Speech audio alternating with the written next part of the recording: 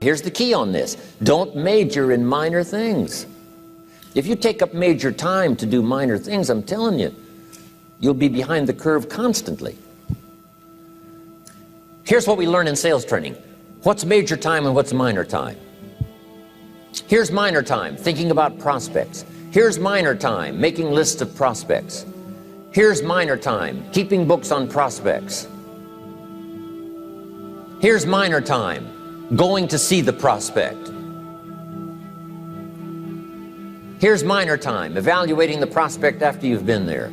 That's all minor time. Here's major time, in the presence of the prospect. That's major time. And if you took a look, if you're in sales and you took a look at a week, you'd say, my gosh, I'm spending 90% of my time on the minor stuff and so little time on the major stuff in the presence of. How many hours in the presence of in my day? How many hours in the presence of during my sales week? Because the time that really counts is in the presence of the prospect. Majors and minors. Here's another key time management essential. Don't mistake movement for achievement. It's easy to get faked out by being busy. Guy comes home at night all exhausted, falls in the chair and says, oh, I've been going. Here's the big question, doing what? It's not the going. Some people are going, and they're doing figure eights. I mean, their progress is small. So don't mistake movement for achievement. Here's another one in sales we learned. Don't mistake courtesy for consent. If somebody's pleasant and they nod, you say, oh, they're going to buy. No, they're courteous. You can't mistake courtesy for consent.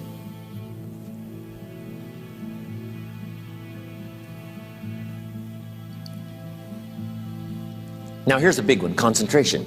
I had to learn this. All those years ago, I'm in the shower trying to compose a letter. Found it turns out to be a strange letter. So here's what I learned to do. Save the work till you get to the office. Save the work till you get to the work. Don't try to get to the office on the way to work. On the way to work, enjoy the way. In the shower, enjoy the shower. Then go to work when you get to work. I found this to be helpful. Concentration. Here's another big one. Learn to say no. I'm telling you, in such a social society we have now, it's so easy to try to be a nice person, saying yes to everything. Find yourself overloaded. Now you got to call and make the, well, gosh, you know, all the time it takes to back out of something that you said yes to too quickly. Here's what might be better. I don't think so, but if that changes, I'll call you. Little things you can use not to overcommit yourself. My friend Ron Reynolds says, don't let your mouth overload your back. It's a good one. Now here's a big one on time management. When you work, when you play, don't mix the two.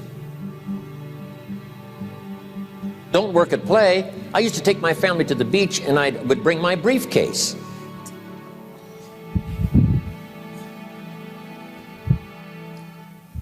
I learned not to do that. Or at the beach, I'm saying I should be at the office. Now my family's upset. Because I'm at the beach and I'm thinking office. Now when I'm at the office, I'm thinking what? I got to get my family to the beach. So things are not going too well at the office because I'm thinking beach, and things are not going too well at the beach because I'm thinking office. Here's what I learned to do. At the beach, be at the beach. At the office, be at the office. When you work. When you play. Don't mix the two. Don't work at play. Now here's one of the most important ones. Don't play at work. Work is too serious. You don't want the reputation of being the office joker. It's not a good one. Yes, there's time for some pleasant stories. Yes, there's time for a little humor. Yes, best if it's a happy office, of course. But I'm telling you, you got to be serious about work, because you're parting with a piece of your life for the work you do. Your work costs you a piece of your life. Here's what it's called. Serious business. Not grim, not unhappy, but serious. Key. Don't play at work. The old expression, I don't think we use it anymore, horse around at the office. Play around, play jokes, play tricks. No place, not at the workplace. At the beach, yes. At the bar, yes. Somewhere else, not work. You got to treat work with all due conservative passion, because it's leading you to your future. Here's another key phrase: all work is good. You may not like your job, but if it's the stepping stones to get you to where you want to go, you got to appreciate your job. You don't have to have a passion for your job. Here's the ultimate passion: a passion for incredible success in every department of my life. That's the passion. But don't look down on some menial job you have to do to finally get you to where you want to go. No job is menial. No job is not, every job is noble. Training life for pay, making a contribution to society. Next, analyze how you are. And if you have some weaknesses, if you doesn't seem like you can change, here's the key: get it covered.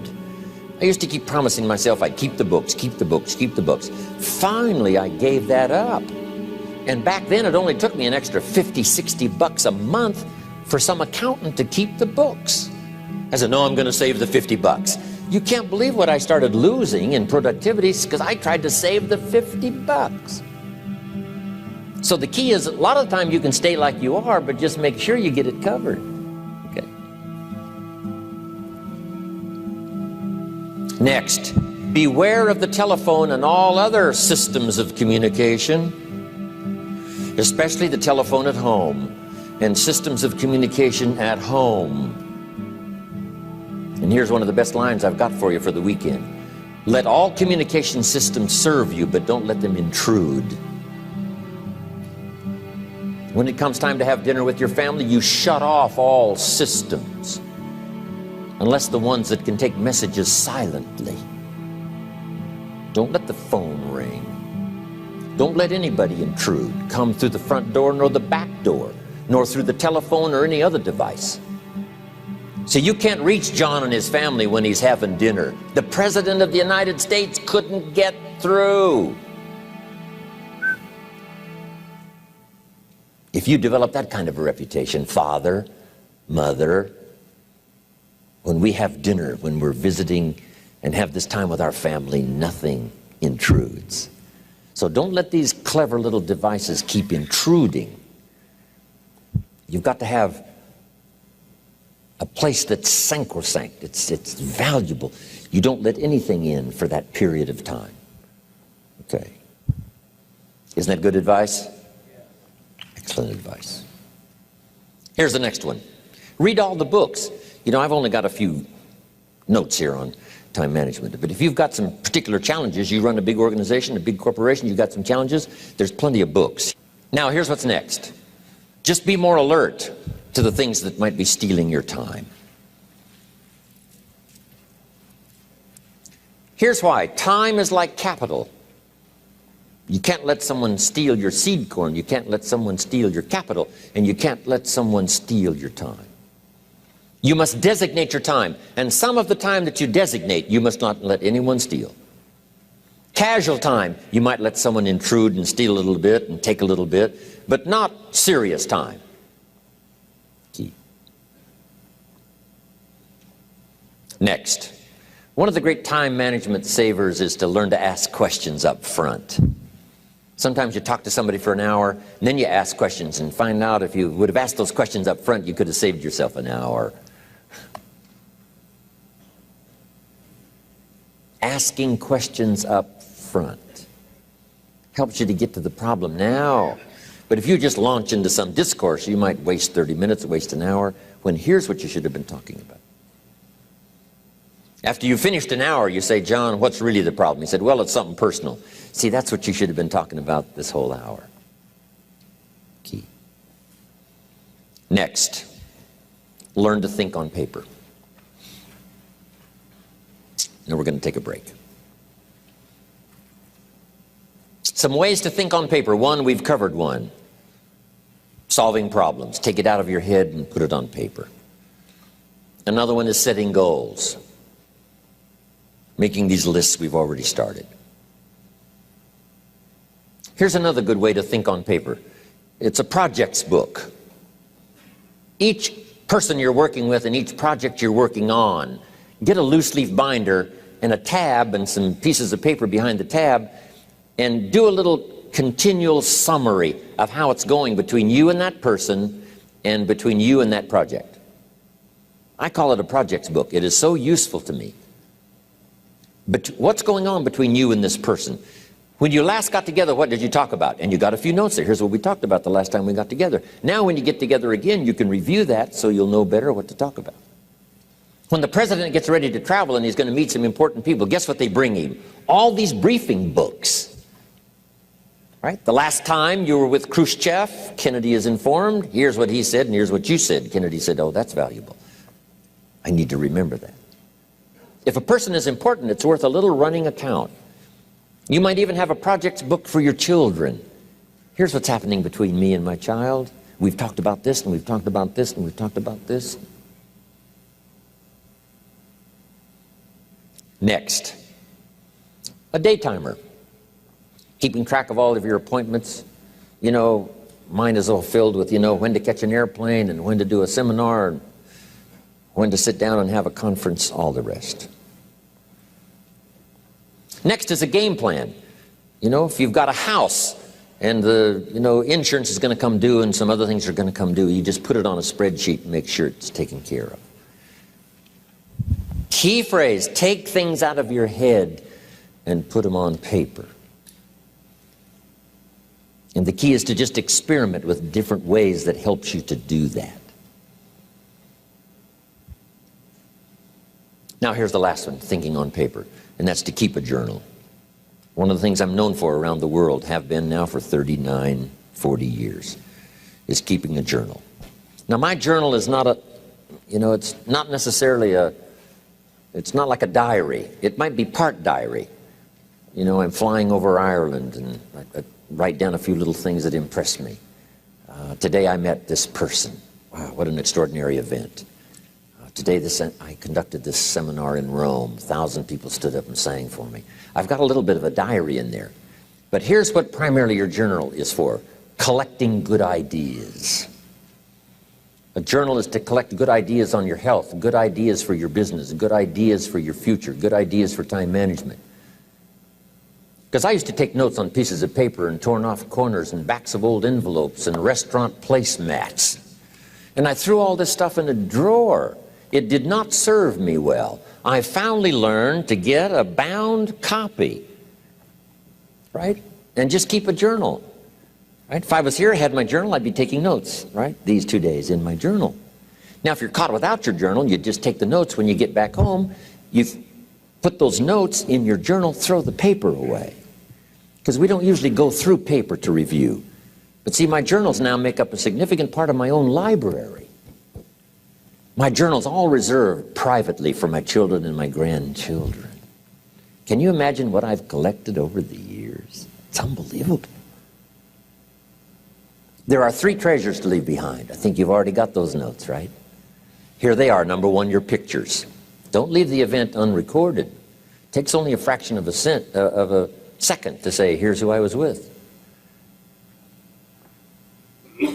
When I travel the world, right? We take all these pictures, and here's one of the gifts. People send me the pictures they took of me and them. It's part of the treasures I have on the farm. Incredible. A picture's worth 1,000 words to describe the scene, the emotion, what happened. Say, wow, this was an extraordinary day for me when I met these people. Here's what they told me happened to them when they went to my seminar 10 years ago. Wow, the drama comes back if you've taken the pictures. It's one of the treasures to leave behind when you go. Remember the old photographs that we have now of, 100 years ago, 70, 80 years ago, just a few photographs? What would it be like if you had thousands of photographs of the past, of your history, your mother, your father, right? Grandparents? So change all of that now for your children. Leave all your photographs as a record Here's what's next to leave behind, and that's your library. The books that changed your life, the books that changed your health, the books that rescued you from oblivion, the books that you passed on to other people, they were so exciting for you, the books that made you financially independent, the books that developed your leadership, the books that gave you wisdom to ponder when things were tough, the books that got you through the winter, the books that helped you to plant in the spring and harvest in the fall. What a treasure to leave behind. If you do that, here's what's for sure. Your books will be more valuable than your furniture.